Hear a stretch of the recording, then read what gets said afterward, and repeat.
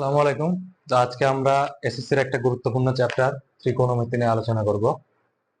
ত্রিকোণমিতি জানার জন্য ফার্স্টে আমরা সমকোণী ত্রিভুজ সম্পর্কে জানব।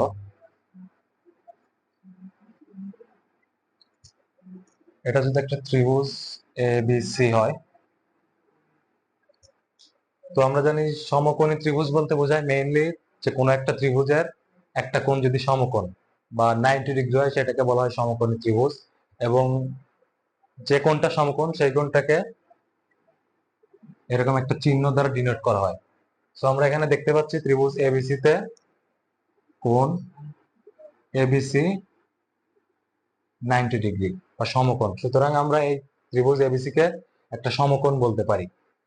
তো একটা সমকোণের কোণ বাহুগুলোকে কি বলা হয় এটা জানা ত্রিকোণমিতির জন্য অনেক জরুরি। তো সমকোণের একটা তিনটা ত্রিভুজকে তিন নামে ডাকা হয়। একটাকে বলা হয় অতিভুজ, অন্যগুলো সন্নিহিত বাহু বা ভূমি এবং লম্ব। তো আমরা এখন জানবো কোন বাহুটাকে আমরা কি নামে অ্যাড্রেস করবো। সো ফার্স্ট অফ অল আমরা একটা ত্রিভুজের যেটা সমকোণ থাকবে, এখানে আমরা দেখতেছি সমকোণটা কোণ এ বি সি, সেই সমকোণের যে বিপরীত বাহুটা থাকবে, এখানে আমরা দেখতেছি কোণ এ বি সি এর বিপরীত বাহুটা এসি, সেই বাহুটাকে বলা হয় অতিভুজ। তো আমরা ত্রিভুজ এবিসি তে এসি কে বলতে পারি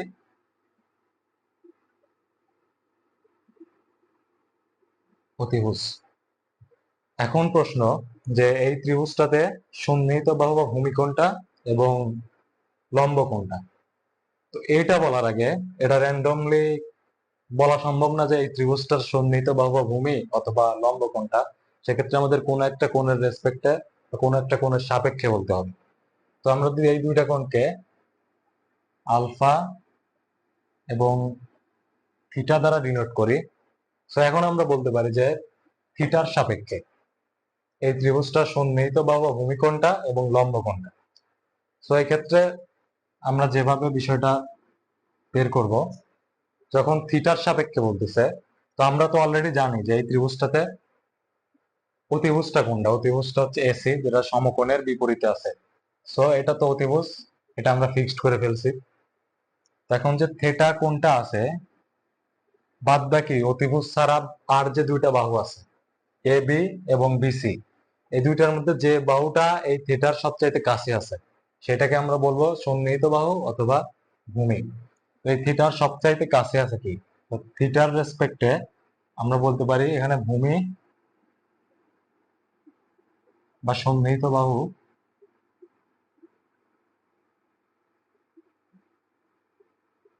সন্নিহিত বাহু হচ্ছে বিসি, কারণ এইখানে বিসিটা থিটা কোণের কাছে অবস্থান করছে। এবং যে বাহুটা দূরে, বিসি এর চাইতে এসিটা দূরে অবস্থান করছে, তো আমরা থিটা এর সাপেক্ষে লম্ব এখানে এ বি। তো সেম ভাবে আমরা যদি চিন্তা করি আলফার সাপেক্ষে, সো আলফার সাপেক্ষে কোনটা সন্নিহিত বাহু অথবা ভূমি এবং কোনটা লম্ব। আলফার ক্ষেত্রে আমরা দেখতেছি যে আমরা তো এসি কে ফিক্সড করছি যে এসি হচ্ছে এখানে অতিভুজ, আমরা ফার্স্টে বুঝতে পারছি। সো আমরা এখানে যেটা দেখতে পারি যে আলফার কাছে কোন বাহুটা অবস্থান করছে, আমরা এখানে দেখতেছি আলফার সর্বনিকটে যে বাহুটা অবস্থান করছে সেটা হচ্ছে অতিভুজ ছাড়া অতিভুজ এবং লম্ব, বাট অতিভুজ তো আমরা আগেই বের করে ফেলছি যে অতিভুজটা হচ্ছে এসি এবং কাছে অবস্থান করছে এ বি। সুতরাং আলফা এর সাপেক্ষে এখানে সন্নিহিত বাহু বা ভূমি হচ্ছে এ বি। এবং আলফা এর সাপেক্ষে আমাদের লম্ব, আলফা এর সাপেক্ষে লম্ব হচ্ছে আলফা এর থেকে দূরে যেটা অবস্থান করছে, আলফা এর সাপেক্ষে লম্ব বি সি। তো এইভাবে আমরা একটা সমকোণী ত্রিভুজের কোনটা সন্নিহিত বাহু এবং কোনটা অতিভুজ এবং কোনটা লম্ব বের করতে পারি। তো এখন আমরা আরেকটা উদাহরণ দেখব। তো আমরা একটা চিত্র আঁকতে পারি।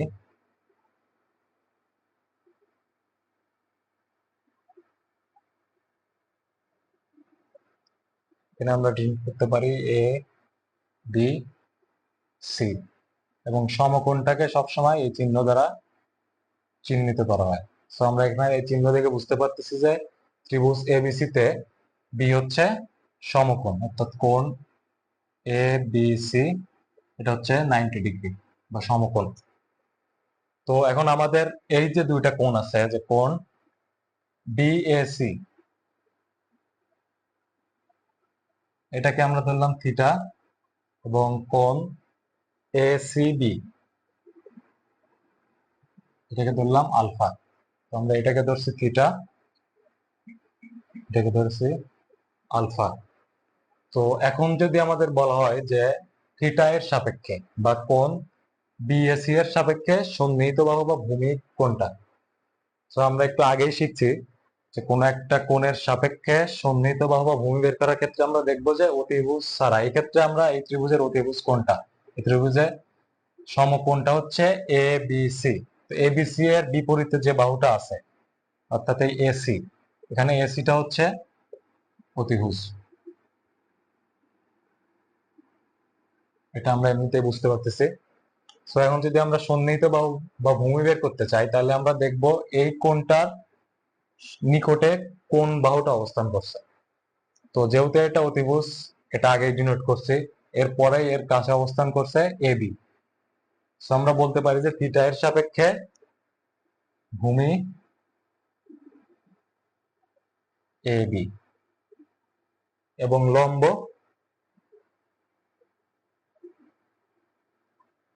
B C. ঠিক একইভাবে আমরা আলফার ক্ষেত্রেও বের করতে পারি। তো আশা করি তোমরা সন্নিহিত বাহু বা লম্ব এগুলো বের করতে পারবে।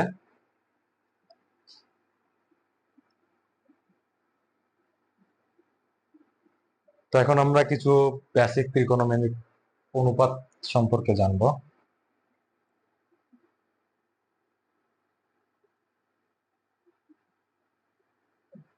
এটা একটা সমকোণী ত্রিভুজ, এখানে ত্রিভুজ এবিসি একটা সমকোণী ত্রিভুজ। সো এই ত্রিভুজে আমরা যদি এটাকে থিটা দ্বারা ডিনোট করি, তো এই ক্ষেত্রে আমরা যদি সাইনের অনুপাতটা চাই, সাইনের অনুপাত সবসময় প্রকাশ করে লম্ব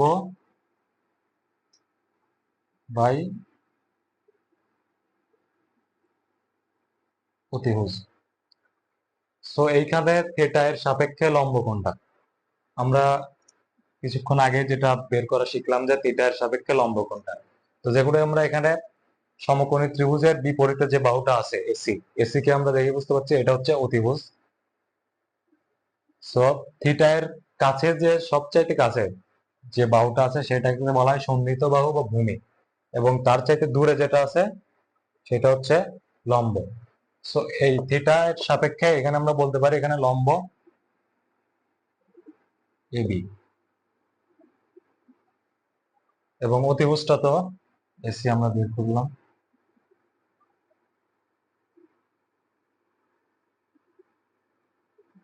সো আমরা এই সাইনের অনুপাতটা লিখতে পারি লম্ব এবি এবং অতিভুজ এসি। তো সাইনের সূত্রটা হচ্ছে সাইন থিটা ইকুয়াল টু লম্ব ভাগ অতিভুজ, এবং এখান থেকে আমরা দেখতেছি লম্ব থিটা এর সাপেক্ষে লম্ব হচ্ছে এবি এবং অতিভুজ তো এই ত্রিভুজের AC. So sine theta equal to AB by AC. তো আমরা যদি এখন কস থিটার ক্ষেত্রে বের করতে চাই, তো থিটার সবচাইতে কাছে যেটা আছে সেটা হচ্ছে বিসি। সো বিসি কে আমরা বলতে পারি ভূমি, এবং কস থিটার যে সূত্র এটা হচ্ছে ভূমি ভাগ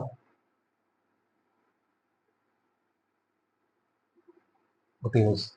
তো এখান থেকে আমরা ভূমি এবং অতিভুজের এই এটা বসাই দিলে হয়ে যাচ্ছে। এখানে ভূমি বিসি এবং অতিভুজটা এসি। সো এই ত্রিভুজে cos theta equal to BC by AC.